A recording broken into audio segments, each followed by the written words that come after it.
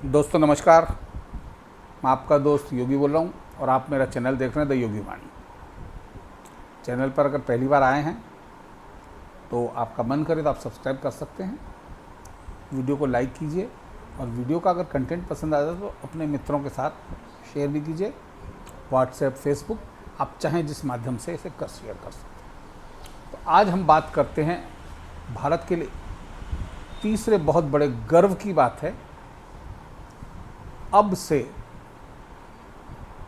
भारतीय स्कूलों में अकबर महान, अलेक्जेंडर द ग्रेट, सिकंदर महान, टीपू सुल्तान नहीं पढ़ाए जाएंगे। इतिहास की पुस्तकों में अभूतपूर्व परिवर्तन करके सरकार ने अपनी मंशा स्पष्ट कर दी है। अब वही सच पढ़ाया जाएगा जो इतिहास का सच है। और मुगल कालीन इतिहास की तो खास बात यह है, बाबर काल में बाबरनामा बाबर ने खुद के कार्यकाल में लिखाया था, यानी वो दिन में जो काम करते थे शाम को लिख लिया जाता था। और अकबर के काल में आईने अकबरी अकबर ने लिखाया। तो अब इतिहास के इन दोनों और मुगल वंश के आक्रांताओं और जो घुसपैठिए थे, एक तरह से आक्रमणकारी थे, उनको उसी स्वरूप में पढ़ाया जाएगा जिस स्वरूप में अपने आप को मानते थे। अब तक हम इतिहास जो पढ़े जा रहे हैं, इरफान हबीब के हवाले से पढ़ रहे थे। रोमिला थापर इतिहासकार हुए पड़े हैं और इन्हीं इतिहासकारों को चुनौती देने के लिए तकरीबन 4-5 दिन पहले राज्यसभा में राष्ट्रपति द्वारा मनोनीत सदस्यों में जो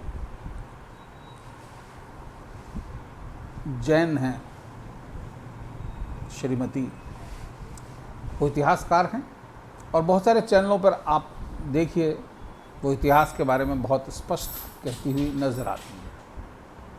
जो सच है वही इतिहास होना चाहिए। कांग्रेस के कार्यकाल में किसी अपना स्पेशल इतिहास गढ़ा गया। भारत की पीढ़ियों को बर्बाद करने के लिए हमने एक अलग तरह की शिक्षा पद्धति का उपयोग किया। चूँकि हमारे जो प्रारंभिक काल के शिक्षा मंत्री थे उनमें से 5 हमारे शांतिप्रिय समुदाय के लोग थे और सबसे पहले शिक्षा मंत्री मौलाना अब्दुल कलाम आज़ाद, जिन्हें कहा जाता है, उनकी कोई शिक्षा नहीं हुई थी। उनकी शिक्षा जहाँ वो पैदा हुए थे, शायद बहरीन में पैदा हुए थे, वहाँ मदरसे में पढ़ी हुई थी।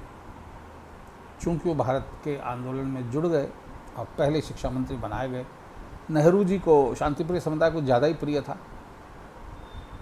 शांतिप्रिय समुदाय मतलब समझ लीजिए भारत का अल्पसंख्यक, जो कहते हैं कि 20 करोड़ हैं हम, और 20 करोड़ होने के बाद भी अल्पसंख्यक हैं हम 140 करोड़ के देश,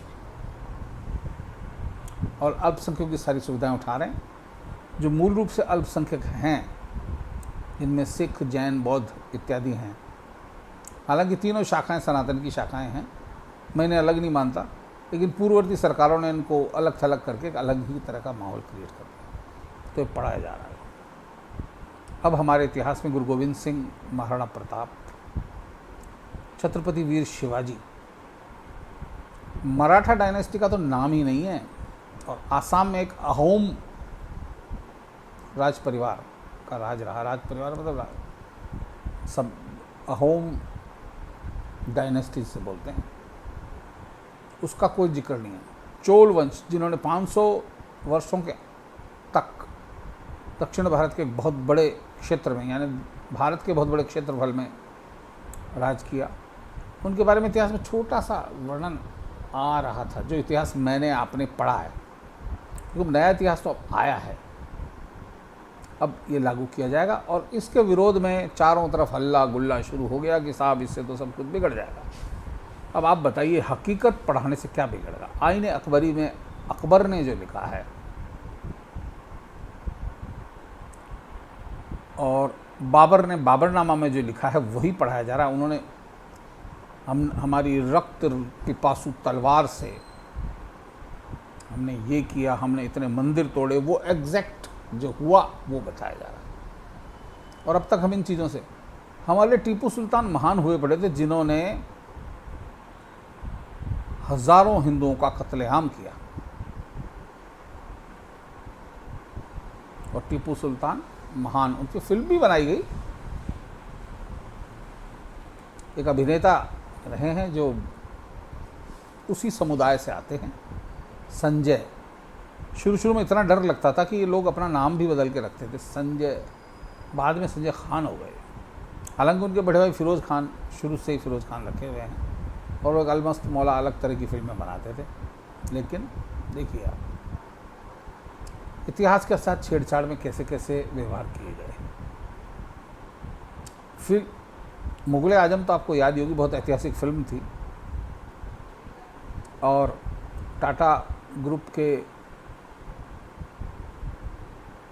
अध्यक्ष रहे साइरस मिस्त्री, जिनकी एक दुर्घटना में मृत्यु हो गई थी, उनके पिता के द्वारा फाइनेंस थी वो फिल्म, सारा पैसा उन्हीं का लगा हुआ था। हालांकि बताया जा रहा कि आसिफ की फिल्म थी, डायरेक्टर की बात होती है, लेकिन वो, और बाद में आशुतोष गोवारी करके नाम के एक अभिनेता ने, वो निर्देशक ने भी जोधा अकबर बनाई, इसमें ऐश्वर्या राय और ऋतिक रोशन ने काम किया था, आपने देखा होगा। इसमें सिवा महिमा मंडन के कुछ नहीं है।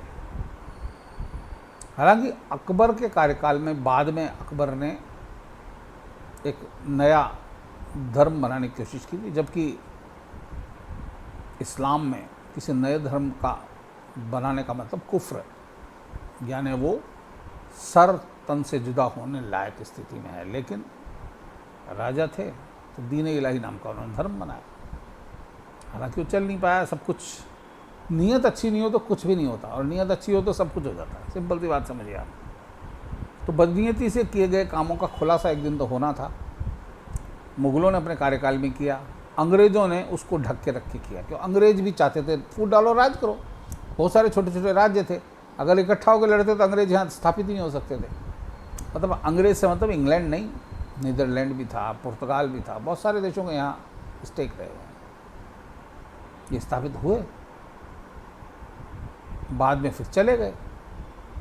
उनको जाना ही था, क्योंकि आज़ादी की अंगड़ाइयाँ ले रही थी। नए नव युवक सिर पे कफन बांध के इनकलाब जिंदाबाद के नारे लगाते हुए इनकी शासन व्यवस्था पर निरंतर चोट कर रहे थे। और भारत के बहुत बड़े नेता रहे, नेताजी नाम से प्रसिद्ध सुभाष चंद्र बोस ने तो विदेशों में जाके और आज़ाद हिंद फौज बना ली, जो कालांतर में जाके इंडियन नेशनल भारतीय फौज बनी, IMF। तो भारतीय फौज का प्रादुर्भाव वहीं से हुआ था। हालांकि आज़ाद हिंद फौज में काम करने वालों को उससे हटा दिया गया था, और बाद में बहुत लोगों को साथ लेके चलाया। खैर बाद में लगातार इसमें निरंतर बदलाव होते गए। हमारी सेना धीरे धीरे धीरे धीरे ताकतवर होती गई, क्योंकि हमको बहुत सारे युद्धों का सामना करना पड़ा। 1962 में चाइना का युद्ध हुआ। लेकिन इन सब के वर्जन जो हमको सिखाए गए, आपको जानकर आश्चर्य होगा, इतिहास के बारे में इतनी भूल भुलैया हमारे साथ खेली गई कि चीन जब भारत से युद्ध कर रहा था तो चीनी सैनिकों के लिए भोजन दिल्ली से जाता था। आप मान सकते हैं कि जो देश जो दुश्मन के रूप में हमसे लड़ रहा है, उनके सैनिकों को खाना हम खिला रहे हैं। अब आप मान भी सकते हैं नेहरू जी की नीति, पंचशील और जाने क्या क्या, गुटनिरपेक्ष, मतलब संयुक्त राष्ट्र संघ में जब उन्हें सुरक्षा परिषद का मेंबर बनाया जा रहा था, तो उन्होंने मना कर दिया, नहीं नहीं नहीं, हमको नहीं चाहिए। और अब लगातार भारत सुरक्षा परिषद के मेंबर बनने की मांग किए जा रहा है, क्योंकि उसमें कुछ पर्टिकुलर देशों का कब्जा है जो भारत का बढ़ता हुआ चेहरा नहीं देखना चाहते। तो दोस्तों, आज मैं भटक गया हूँ थोड़ा विषय से शायद, लेकिन बातें सब इतिहास की हैं। इतिहास जब सही रूप में पढ़ाया जाएगा तो आने वाली पीढ़ी को सही इतिहास की जानकारी होगी और वे अपने अच्छे बुरे का भली प्रकार निर्णय ले सकेंगे। ये एक सबसे बड़ी चीज़ इसमें होने जा रही है, क्योंकि अभी तक हमने जिस जनरेशन को पैदा किया है, जिसमें मैं भी शामिल हूँ और मेरे देखने वाले अधिकतर लोग शामिल हैं,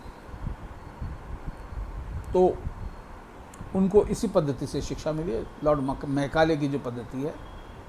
अब इसमें बीच में धीरे धीरे कुछ परिवर्तन किए गए, लेकिन हमें जो पढ़ाया गया वो तो कुछ और ही है। तो देश के लिए और आप हम सब के लिए बहुत गर्व का विषय है कि शिक्षा पद्धति में आमूलचूल परिवर्तन होने जा रहा है। हमें सही इतिहास पढ़ाया जाएगा, हमारे बच्चों को सही इतिहास की जानकारी होगी, ताकि वो देश के बारे में अच्छा या बुरा जैसा भी चाहेंगे निर्णय ले पाएंगे, सच को जानते हैं। तो दोस्तों, आज के लिए इतना ही। अगली बार फिर हम किसी अन्य विषय को लेकर उपस्थित होंगे। तब तक के लिए आज्ञा दीजिए। जय हिंद, जय भारत, वंदे मातरम, जय श्री राम।